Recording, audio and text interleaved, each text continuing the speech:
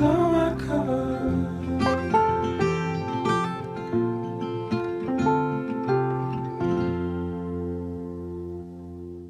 Bonjour Louis Fouché.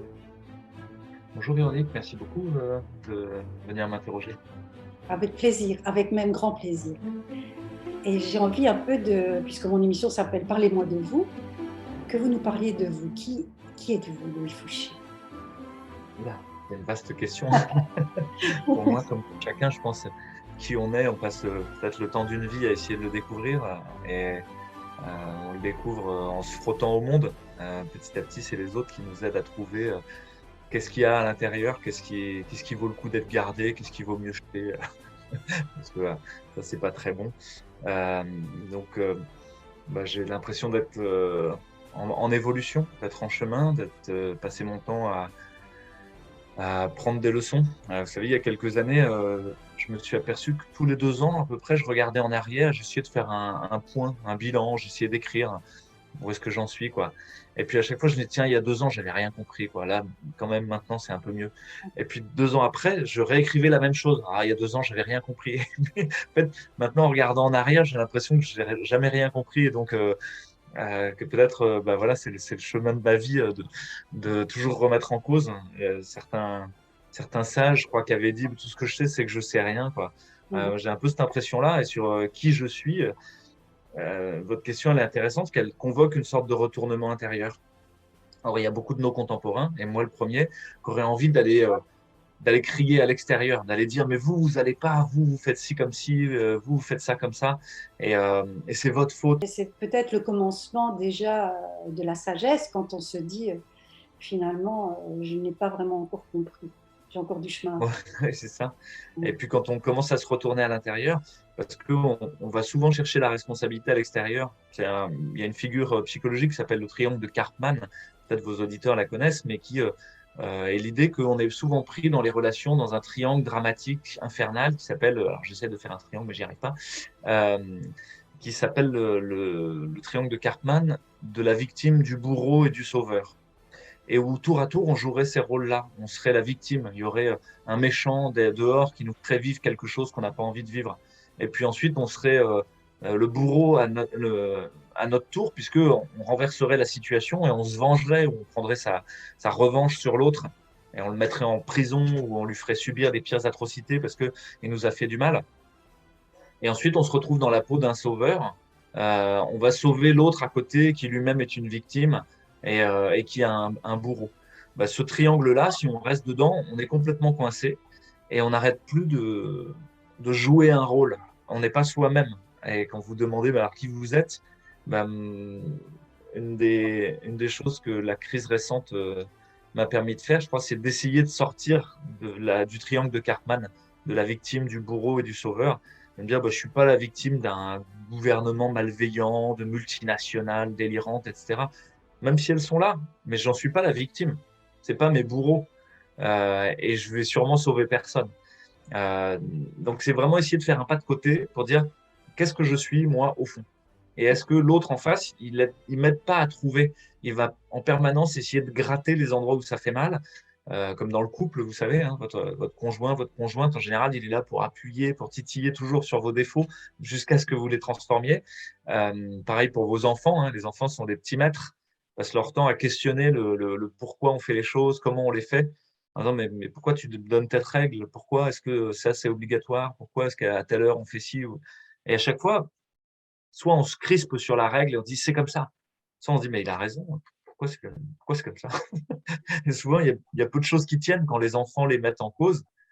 Effectivement, si on revenait un peu à la vie d'enfant, on pourrait dire ouais, l'enjeu de la vie, c'est de jouer, de s'amuser, de se cogner contre les choses et puis petit à petit d'affiner ses gestes, de devenir de plus en plus précis. Mhm. Donc voilà comment je vois la crise qui nous arrive. C'est toujours la faute de l'extérieur. Oui, il faut peut-être rappeler pour beaucoup de gens vous connaissent et pour ceux qui ne vous connaissent pas, donc vous êtes médecin, anesthésiste, réanimateur. Vous êtes aussi ambassadeur du collectif Réinfo Covid. Mais effectivement, ce que j'ai fait jusqu'ici, c'est de la réanimation. Donc, c'est de la médecine intensive, peut-être chez vous. où on prend en charge des maladies très graves, des gens qui ont eu des accidents de la route, qui ont des lymphomes, des leucémies avec grosses infections parce qu'ils n'ont plus de système immunitaire, des gens qui saignent énormément parce que ils ont un choc hémorragique. Et si on fait rien, ils vont mourir. La réanimation, c'est d'essayer d'aider les fonctions vitales, de les soutenir pour passer l'orage, pour passer la crise. Euh, mais voilà, passer la crise, ce sera du ressort du patient. Nous, on fait que gagner du temps. Les Américains, ils disent to buy time. La réanimation, ça sert à acheter du temps.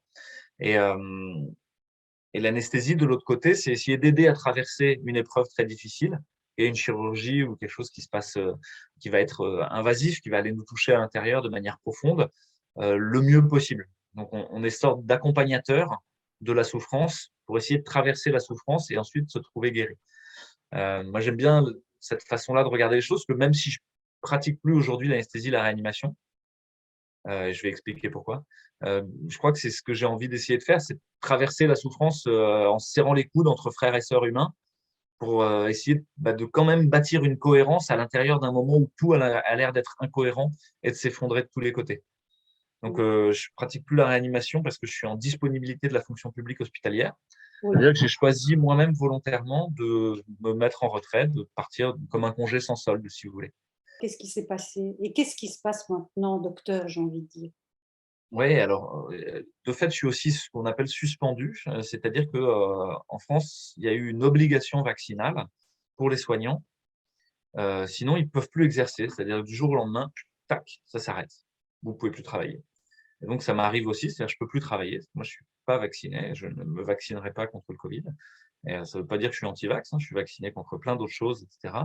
C'est-à-dire que sur ces 4 produits de santé-là, je pense que la balance bénéfice-risque pour moi n'est pas favorable et que je ne souhaite pas prendre le risque. Et que je suis prêt à vivre l'enjeu qui est de perdre mon travail parce que je considère qu'on ne doit pas mettre un contrat sanitaire sur le contrat social. Qu'est-ce que je veux dire par là? C'est qu'on ne doit pas mettre une condition sur le fait d'avoir accès à la vie sociale. Une condition qui est portée par des multinationales ou des choses comme ça.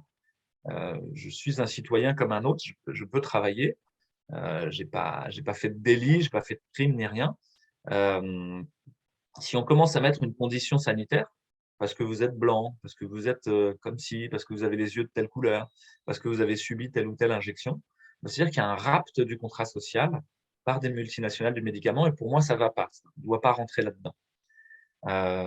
Donc, j'ai décidé de partir en disant, je n'ai pas envie de jouer à ce jeu-là. Je n'accepte pas les chantages. Je ne les ai jamais acceptés. Et je crois que quand vous mettez le doigt dans un engrenage d'un chantage, ça ne s'arrête plus jamais. Il faut dès le début dire non. En fait, structurer la limite et puis assumer les conséquences. Qu'est-ce qui a fait que, déjà avant peut-être d'être médecin, vous étiez libre de décider? À quel moment ça s'est ressenti dans votre vie où vous avez fait le choix d'être libre? Ouais, alors probablement nos parcours de vie nous amènent juste là où il faut quand il faut, hein. On a l'impression que les crises qu'on traverse n'ont pas de sens, qu'on est ballotté comme des fétus de paille dans l'adversité. Mais en regardant en arrière, souvent, il n'y a pas de hasard, quoi. On vit ce qu'on a à vivre. Et moi, j'ai eu la chance d'être capitaine de bateau à voile. Ça a été une de mes deuxièmes vies, on pourrait dire. Ça a failli être mon travail même. Failli arrêter la médecine à un moment pour faire ça. J'étais formateur de moniteur de croisière et je partais avec des gens dans un petit bateau de croisière où on est enfermé dans 3-4 mètres cubes avec 8 personnes. Et puis, il faut faire de son mieux. Il faut arriver à vivre ensemble. Il faut arriver à traverser les tempêtes. Il faut arriver à faire avancer le bateau. Et au fond, on a toujours le rêve d'arriver quelque part. On veut aller en Irlande, on veut aller en Écosse, on veut voir la Bretagne Nord, etc. Mais tout ça, c'est un prétexte. Le vrai enjeu, c'est d'être ensemble et de faire avancer le bateau. C'est le voyage comme la vie, quoi. La vie est une sorte de voyage où le but, on le connaît, quoi. On va tous mourir. On va tous arriver à la fin à mourir. Et qu'est-ce qu'on traverse en même temps et qu'est-ce qu'on vit? En bateau, il vous est donné de sortir le meilleur ou le pire. Vous pouvez être vautré par terre en disant oh là là, j'ai peur, j'y arriverai pas, c'est trop dur, il fait froid, il fait humide, j'ai pas envie de faire à manger pour les autres. Ou alors vous pouvez vous dire bah non quoi. Je vais essayer de faire à manger, je vais faire un gâteau, je vais ranger pour que ce soit agréable pour les autres, je vais aider celui qui va pas bien et puis moi aussi je vais prendre du temps pour moi quand je vais pas bien pour ralentir. Donc, il y a déjà le bateau qui m'a poncé à frottement dur, on pourrait dire, pour essayer de gratter l'égoïsme. Alors, ça n'empêche pas qu'on est quand même égoïste. Et la deuxième chose qui m'a beaucoup, beaucoup secoué, c'est l'arrivée des enfants. C'est-à-dire que les enfants, pour moi, ils sont arrivés. Ils sont pas, on les a pas programmés. Ça n'a pas été, oui, on va faire tant d'enfants, tel jour, telle date. Ils sont arrivés. Et pour moi, ça a été un bouleversement. C'est extrêmement violent. Parce que moi, j'avais envie de vivre ma vie de jeune homme. Vous étiez très jeune? Pas si jeune que ça, mais la médecine vous maintient dans une sorte d'enfance attardée, d'adolescence attardée pendant longtemps. Donc, j'avais 30 ans, je crois, ouais, 30 ans à peu près, ou 33 ans quand j'ai eu mon premier enfant. Et, euh, et j'avais encore envie de vivre pour moi, de partir autour du monde, d'être un aventurier, de faire de l'humanitaire, des choses comme ça. Et les enfants sont de dire non, non, pas du tout, ça va pas se passer comme ça. Tu vas rester là et tu vas t'occuper de nous et tu vas faire du potager, tu vas avoir des abeilles, etc. Et pour moi, c'était un renoncement à mon ego qui était très douloureux, à tel point que j'ai dû j'ai choisi volontairement d'aller faire des stages de communication non violente parce que c'était dur, quoi. C'était vraiment dur. Je me retrouvais dans la peau du papa qui va crier sur ses enfants, etc. Et je n'avais pas envie d'être ça. Et je me suis dit, j'ai pas d'outils, je sais pas comment faire, en fait. Je suis démuni.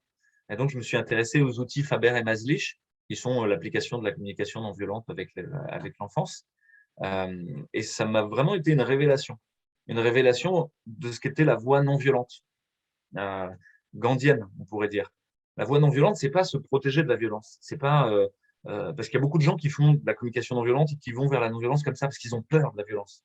Ils ont peur de la confrontation à frottement dur avec le monde, avec les autres. Moi, je pense qu'au contraire, la communication non violente, c'est accepter qu'il y a de la violence, mais la transformer en autre chose. Vous restez quand même très calme quand on vous entend. Est-ce que c'est après avoir traversé tous ces stages que vous avez pu acquérir cette sagesse, ce calme, même quand vous parlez? Et parce que j'ai vu aussi que quand vous étiez petit garçon, vous étiez petit en taille, dans les deux sens du terme, et que du coup, vous ne vous laissez pas faire quand même. Et donc, parlez-nous un peu de cette importance des autres aussi autour de vous et du groupe où vous avez trouvé des alliés dans le groupe, en fait. Oui, alors effectivement, moi j'étais petit et j'avais tendance à me mettre en colère parce que justement j'étais petit et je pouvais rien faire. J'avais l'impression d'être toujours en conflit avec le monde. Euh, J'étais le troisième sur une fratrie de quatre, donc un peu l'oublié, un peu celui qui n'existe pas. Et il fallait que je manifeste mon existence et je me suis rendu compte qu'il y avait toujours des plus grands que moi et que souvent les plus petits à l'école étaient maltraités parce qu'ils devenaient les souffres-douleurs des grands dadais, quoi, on va dire.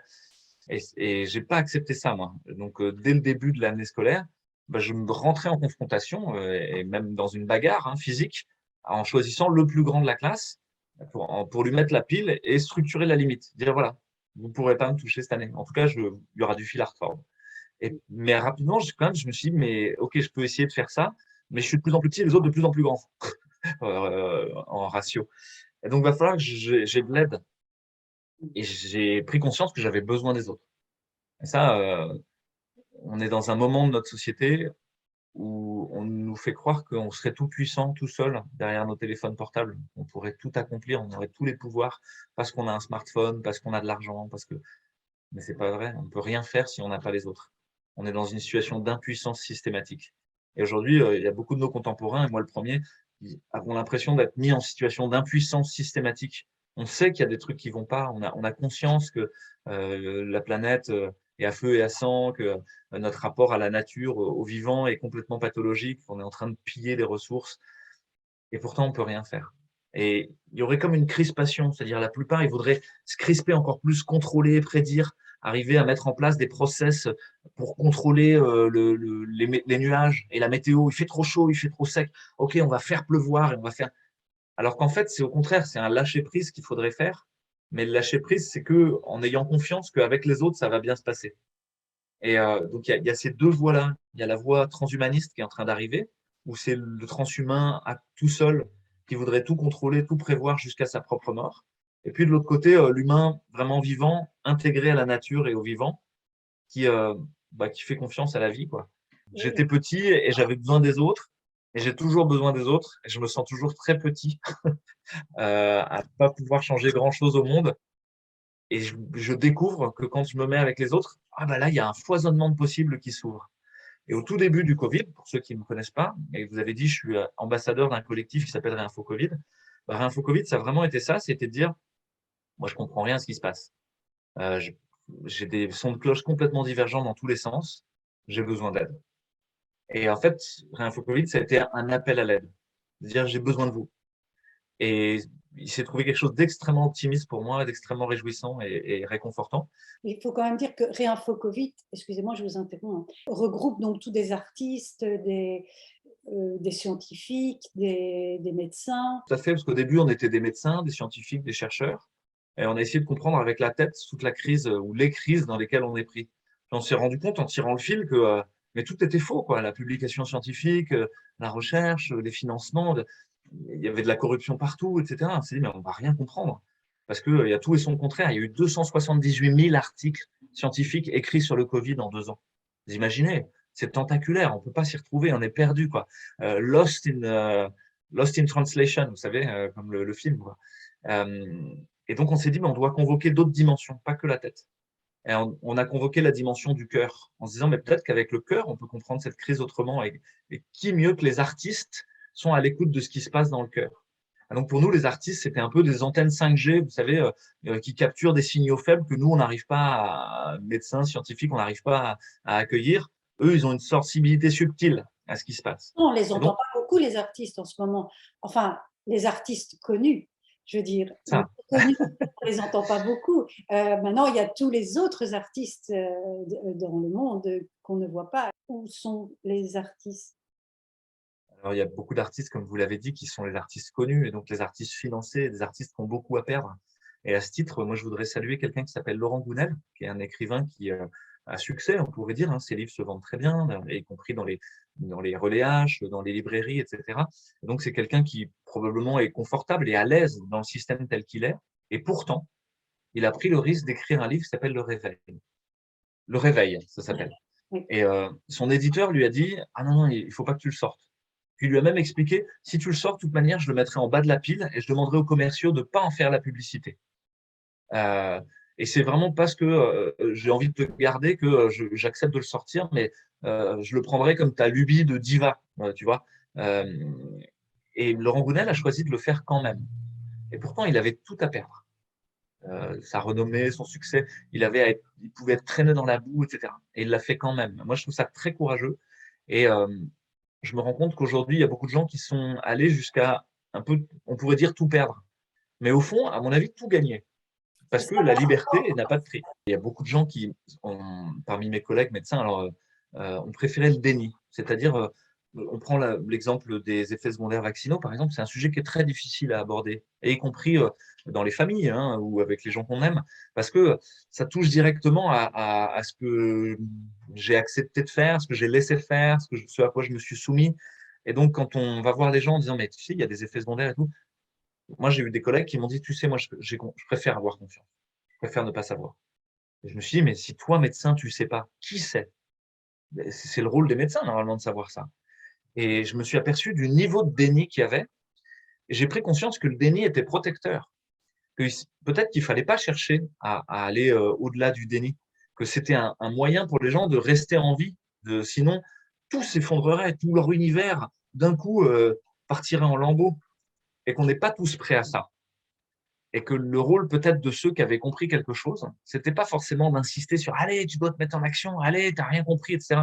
C'est-à-dire, regarde ce que moi, ça m'a ouvert. Regarde tout ce que j'ai accompli. En 2 ans et demi, bah, si vous prenez mon exemple particulier, j'ai écrit un livre, je suis en train d'en finir un deuxième. Il y en a un troisième qui est en cours. On va faire une bande dessinée. On a fait des films. J'ai participé à peut-être quelque chose comme une dizaine de longs métrages, de courts métrages, des choses comme ça, dont certains sont passés au cinéma. On a mis en lien des groupes de partout. Et en fait, ça a permis d'accomplir des choses dont je pensais même pas que j'étais capable. Qu'est-ce que je veux dire par là? C'est le fait d'être sorti, moi, du système sanitaire tel qu'il est. Ben, on est en train de créer un autre système sanitaire. On est en train, avec tout plein de soignants suspendus, de se mettre en lien, de structurer de la santé intégrative autour d'un patient, mettre un médecin généraliste, un acupuncteur, un homéopathe, une infirmière, une sage-femme, enfin, un ostéopathe, un orthophoniste, que sais-je encore, faire ce qu'on appelle de la santé intégrative. Parce que ça je ne pouvais pas le faire à l'hôpital. Mais le fait d'être libéré de l'hôpital, d'être libéré de la contingence du système tel qu'il est, ça donne l'opportunité de construire autre chose. Et c'est pareil pour vous avez peut-être vu passer des jeunes d'une école d'ingénieurs qui s'appelle AgroParisTech. C'est des jeunes ingénieurs qui vont être en charge d'optimiser les rendements agricoles, on va dire. Et ils sont venus le jour de la remise des diplômes dire: vous nous avez appris à mettre des pesticides, vous nous avez appris à mettre de l'engrais à gogo, vous nous avez appris à sélectionner des semences transgéniques OGM, et vous nous avez même appris à faire semblant de compter les grenouilles, les hérissons pour faire du greenwashing. Et vous savez quoi? On ne va pas le faire. On s'en va. On bifurque. Et ça, c'est extrêmement satisfaisant, c'est extrêmement joyeux. C'est extrêmement joyeux parce que ça libère ton potentiel créateur. Et ça, c'est Spinoza qui en a parlé le premier. Spinoza dans l'éthique, un philosophe qui a dit: il y a des émotions tristes et des émotions joyeuses. Les émotions, et ça peut être pour la même chose. Il y a quelqu'un, il va bosser, et il y va en sifflotant, tac tac, il sourit à tout le monde. Puis il y en a un autre, pour le même boulot, il a la boule au ventre, il n'y arrive pas tous les matins, il est obligé de se forcer à y aller. En fait, la différence, c'est quoi? C'est que les émotions joyeuses, elles viennent quand elles augmentent notre puissance d'agir sur le monde. Quand on est en train de faire quelque chose où on sent que on a un impact, ça obtient des résultats. Alors que quand on est à optimiser des process pour faire toujours la même chose, c'est pas très intéressant. Le fait de prendre conscience, puis de se libérer, puis de se mettre en action, ça donne de la puissance d'agir, ça permet de rencontrer les autres, ça permet de mieux se connaître soi-même, et c'est un chemin de sagesse. Mais personne n'a dit qu'il était facile. Tout à fait. Et ce qu'il y a, c'est qu'on avait peut-être du mal pour finir à continuer tout le temps, à être tout seul. On a besoin de recréer les liens, de refaire à manger ensemble, d'aller se promener ensemble, de co-créer ensemble le monde de demain. Tout à fait, c'est vraiment important ce que vous dites là, parce que dans tous les gens que j'ai pu rencontrer autour de la question de Réinfo Covid et de la question sanitaire, finalement, la plus grande gratitude qu'il y a eu et qu'on a eu les uns pour les autres, c'était pas sur le fait d'avoir tout compris au niveau scientifique, c'était sur le fait de s'être retrouvé, d'avoir s'être dit: je suis pas fou, je suis pas seul, il y a d'autres gens, et avec eux, en plus, je suis dans une sorte de famille d'âmes. Je me sens bien. On est d'accord sur un certain nombre de points clés, de valeurs, qui fait que, ok, on n'est pas d'accord sur tout, mais on arrive à se parler. Et ça a été le point le plus important dans cette crise, c'est de permettre que les gens se mettent en lien. De partout foisonnent des humains qui se remettent ensemble. Du coup, on se rend compte que c'est de l'ordre du sacré. Je vous donne un exemple pour illustrer le propos que vous venez de tenir. Chaque année, on faisait des petits gâteaux pour Noël avec les enfants et on allait les porter aux voisins, des petits biscuits, pour être sympa, quoi, pour animer la vie de la rue et des voisins. Et puis ça faisait 2 ans et demi qu'on ne l'avait pas fait. Et au dernier Noël, on l'a fait quand même. Mais un peu dans nos petits souliers en se disant: bon, ça va peut-être pas bien se passer, quoi. Parce que les voisins, vous imaginez bien qu'ils étaient parfaitement au courant de ce que je pouvais penser sur ce qui se passait. Et en fait, j'ai eu la surprise que quand on a sonné, les gens ont ouvert et ont dit: oh là là, c'est super gentil, venez, asseyez-vous. Ah, mais en fait, je vais préparer des crêpes. Ah, en fait, je prenais du jus d'orange. Et puis, de fil en aiguille, juste donner un petit gâteau qui d'habitude prenait 3-5 minutes, juste pour être sympa, c'est devenu l'occasion d'une rencontre. Les gens, ils avaient besoin de ça. Il y avait un craving pour la relation. Et pour moi, c'est ça qui est sacré. C'est le lien, c'est la relation. Et on a essayé de le couper, de le détruire dans cette crise par la distanciation sociale, par la peur. Et c'est intéressant parce que pour moi, on ne l'a pas coupé, on l'a explosé en plein de petites paillettes et il est venu se mettre à tous les endroits, partout. Et le sacré est en train d'inonder tout ce que font les gens. Cette idée du lien comme étant sacré. J'en ai parlé dans un film qui s'appelle Suspendu. Je fais la pub au passage un petit peu. C'est un documentaire sur les soignants suspendus qui, à mon avis, est une bonne occasion de se remettre en lien, justement, parce que ce n'est pas un film où on dit: oh, les pauvres victimes, etc. C'est un film où on prend acte que notre système s'effondre, qu'on en est sorti et que c'est plutôt joyeux d'en être sorti parce que ça nous permet de construire autre chose. Et le groupe de Réinfo Lyon a tracté pendant 3 semaines avant la diffusion du film dans un cinéma à Lyon, devant les hôpitaux, pour les soignants qui étaient encore dans le système. Et ça a permis que la séance qui a eu lieu à Lyon, il y ait 2 tiers des gens qui regardent, c'était des gens qui n'avaient pas entendu parler de tout ça. C'était des gens qui étaient encore dans le système. Et ça, pour moi, c'était le plus important, c'était de permettre cette rencontre-là. Et cette rencontre, elle a été plutôt émouvante. Il y a des gens qui se sont mis à pleurer, il y a des gens qui ont dit, bah ouais, moi, je me suis fait forcer la main, quoi, je sais, et je veux plus que ça recommence. Les gens qui ont dit, mais moi, je suis resté dans le système parce que je voulais continuer à pouvoir soigner, à prendre soin des gens. Et donc, j'ai accepté de me soumettre parce que je pensais que c'était important que l'hôpital survive. Et ça aussi, c'était pas questionnable, c'était OK, quoi. Euh, donc voilà, il y a tout ça en même temps et il y a le lien les uns aux autres, le lien à nous-mêmes, vous l'avez dit, et pour moi, ça commence par là. Et je crois qu'un des enjeux, c'est de ralentir, de ralentir. Vous disiez retrouver, regagner l'attention. C'est-à-dire Ouais, que notre attention, elle a été fourvoyée dans tout ce qui, on est tout le temps accroché à nos écrans, à nos TV, à nos ordinateurs, nos GSM, nos portables. Et vous dites faire l'éloge du rien. ouais, tout à fait. Alors, il y a quelqu'un qui s'appelle Matthew, parce que quand vous parlez de ça, ça me fait penser à quelqu'un qui s'appelle Matthew Crawford. Il y a un auteur qui a écrit un livre qui s'appelle L'éloge du carburateur, et, qui a un nom bizarre, hein, c'est un philosophe, mais il parle de travail manuel.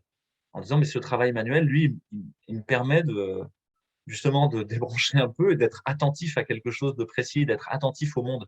Et au passage, il y a une sorte de libération de mon cerveau qui fait que je peux penser à plein de choses. Et il fait un deuxième livre qui s'appelle Contact, assez récemment, qui parle justement de ça, du fait, il parle de la balkanisation de l'attention. Il dit, dans nos sociétés, là, on a tellement de tweets, de coups de téléphone, de machin, de stimulation de tous les côtés, qu'on n'est plus, notre attention est capturée en permanence. Et il fait cet éloge de ralentir et de se remettre en lien attentif, lent, précis, en pleine conscience, on pourrait dire, comme les gens qui font de la méditation, avec le réel autour de nous, et pas avec le récit qui est fait sur le réel.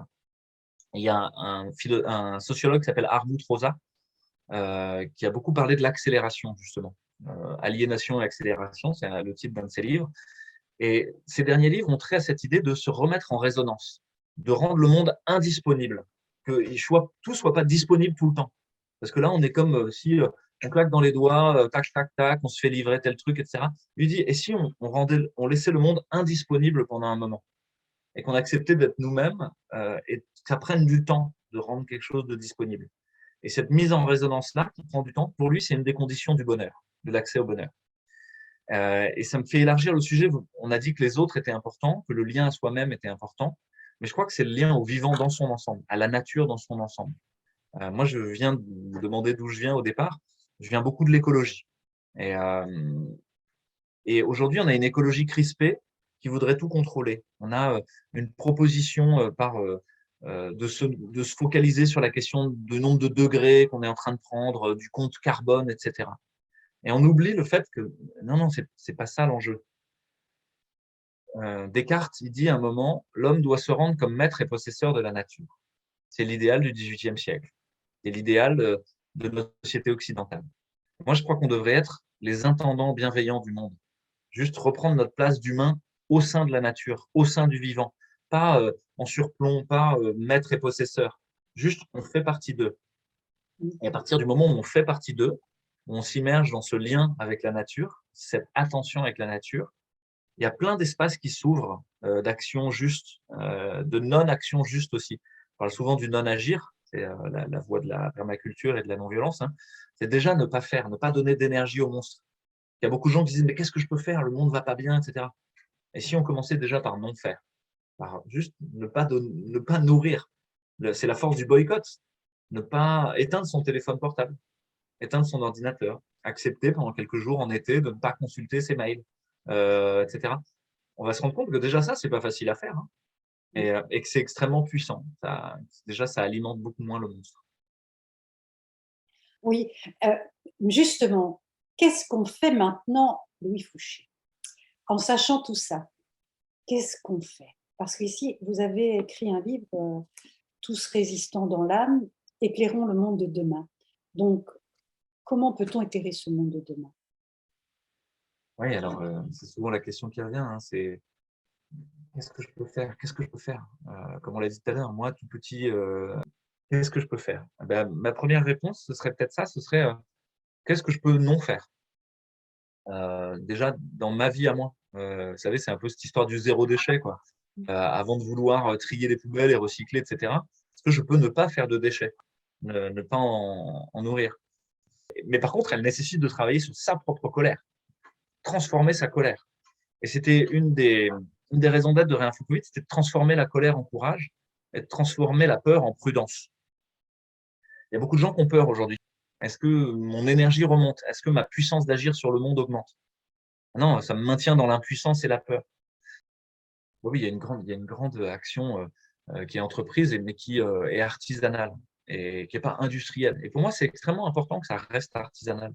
Parce que ça veut dire que l'intention restera juste. Chacun fait ce qu'il peut à l'endroit où il peut. Il y a parfois certaines personnes âgées qui sont venues me voir en disant mais moi, je ne sais pas quoi faire. Je ne sais rien faire, je suis inutile, etc.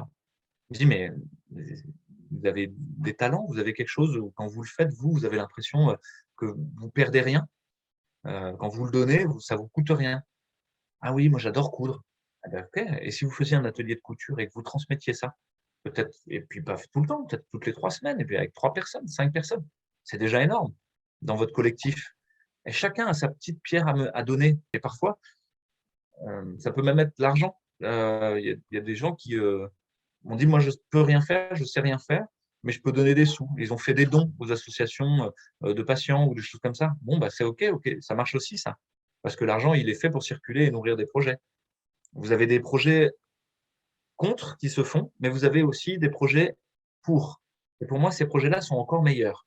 Donc là, je connais quelqu'un qui s'appelle Kevin et qui a créé une école de naturopathie sur un parc de 8 hectares en rachetant un château avec en même temps un centre de soins en naturopathie et en même temps un centre de recherche sur la naturopathie pour valider que ce qu'ils font, c'est bien.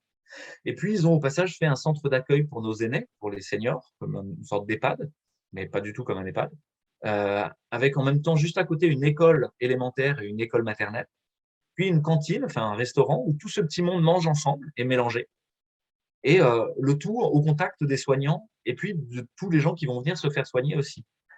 Vous imaginez ce projet, il est magnifique. Il est porté par 8 jeunes de moins de 35 ans qui sont beaux, intelligents, pleins d'énergie. Ça donne envie, quoi. Dès qu'on rejoint les gens, qu'on leur permet de se retrouver, d'être actifs ensemble sur le monde, ça, à mon avis, c'est le bon chemin de l'action juste. Et donc, on va raconter dans un film qui s'appelle Tous résistants dans l'âme, comme le livre, et qui sort en octobre au cinéma, des histoires de gens qui sont partis des villes, qui ont quitté leur boulot de salariés et qui sont repartis faire de la permaculture et qui en même temps font des stages, puis en même temps font des stages de cuisine, puis en même temps font de l'herboristerie et sont en rapport avec des botanistes et des ethnobotanistes pour faire des plantes médicinales, pour soigner avec des herboristes. Tout ça en même temps. Et des gens qui font des écoles autrement, où les enfants sont dans la nature et plus libres.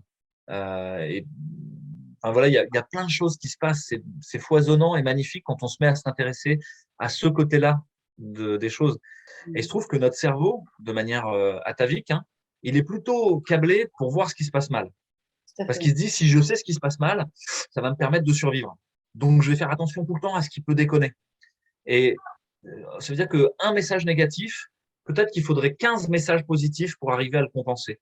Ça, il y a eu des études qui ont été faites là-dessus. Hein, on montre des images aux gens de guerre, de violence, de trucs comme ça. Puis d'autres images où on montre un bébé, des gens qui s'embrassent, des gens qui se serrent dans les bras ou qui partagent un moment ensemble. Ben, il va falloir beaucoup plus, pour activer les zones du cerveau, il va falloir beaucoup plus d'images positives que d'images négatives.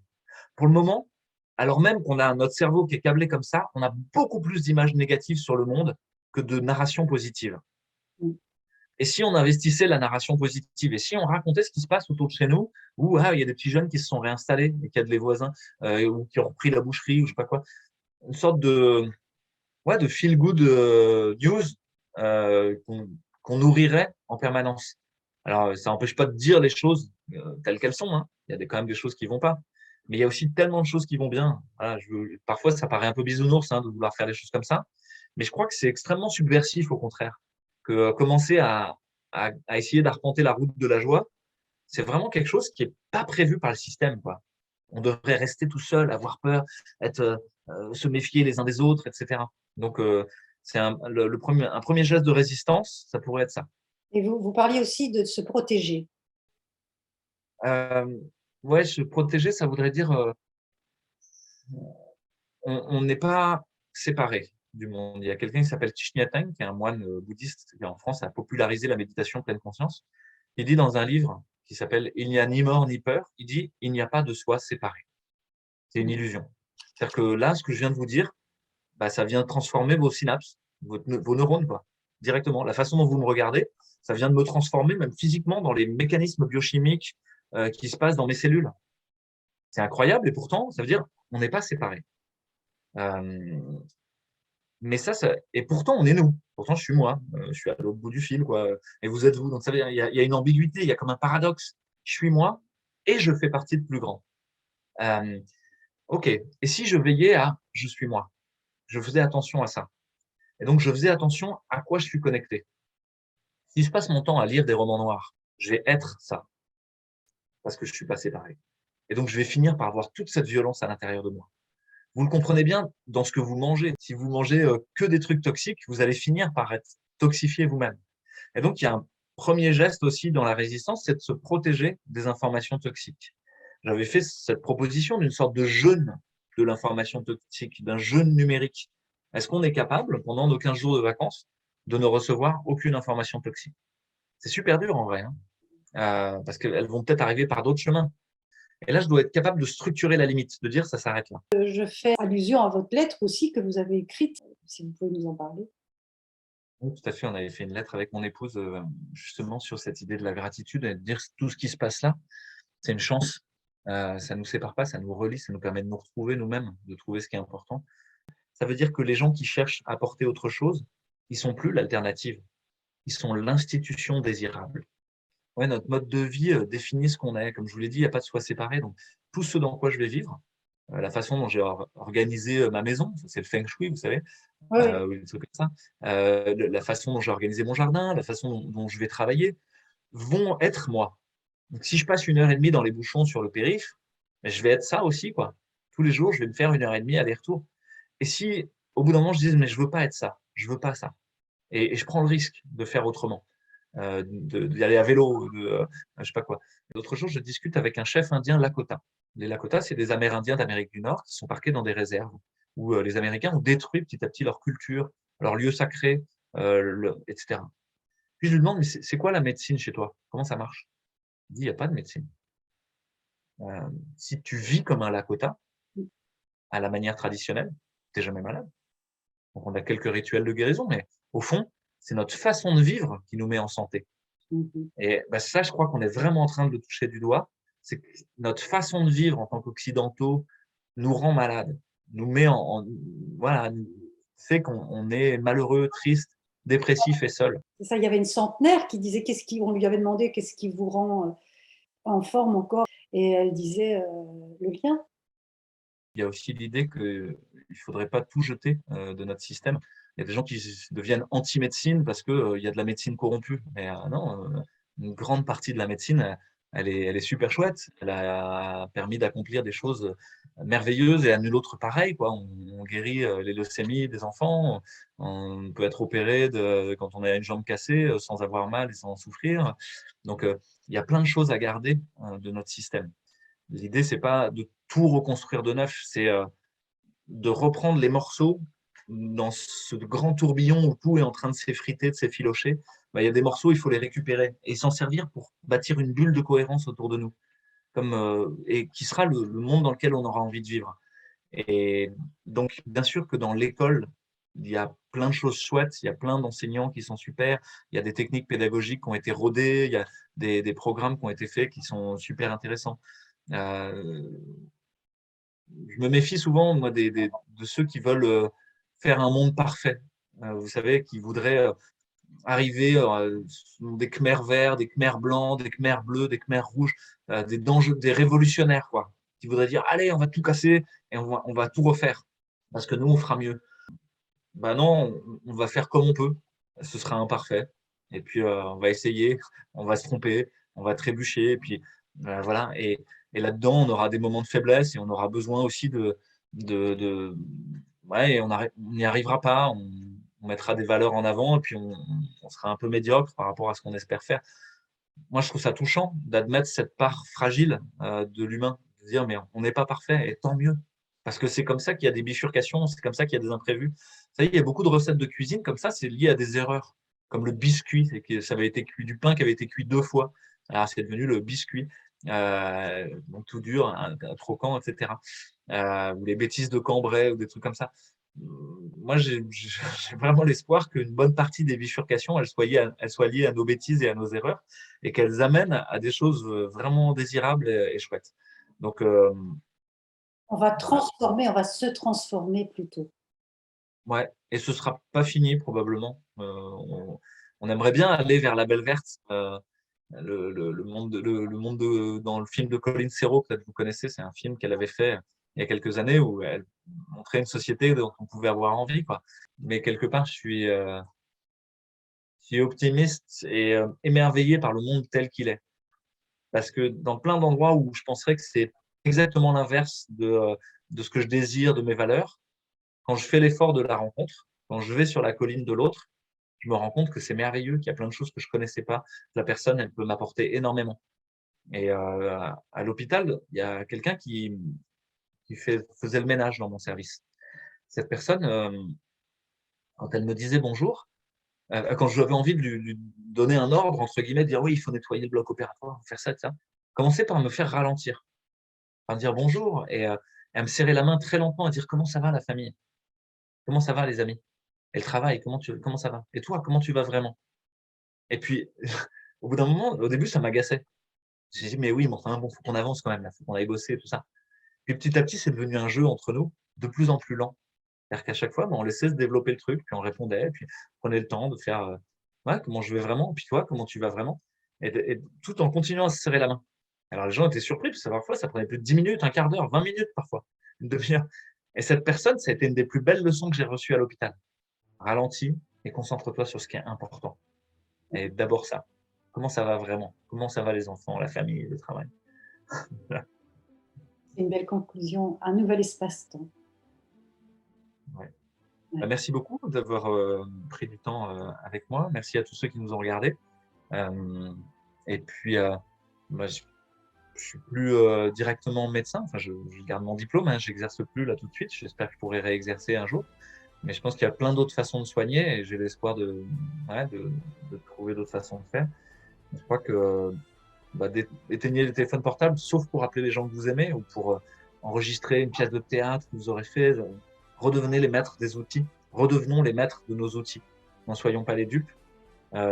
Éteignons la télé et protégeons-nous des informations toxiques pour pouvoir se remettre en lien avec la nature, avoir ce temps qui se dilate et qui nous permet d'aller toucher des arbres, d'aller se mettre dans l'herbe, d'aller regarder le ciel bleu pendant des heures, de regarder les étoiles d'un soir d'été, ce qu'on n'a pas fait depuis peut-être plusieurs années quand on était jeune et amoureux.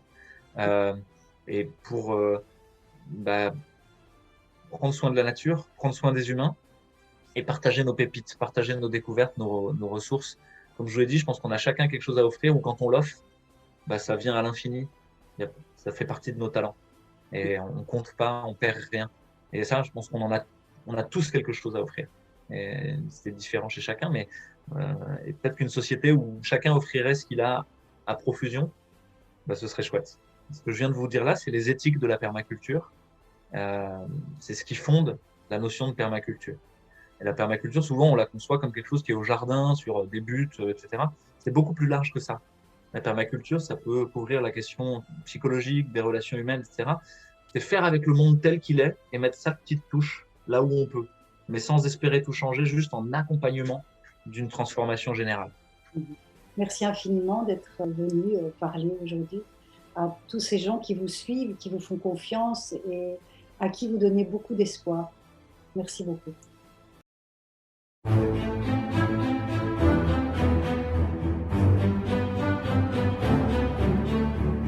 Thank you.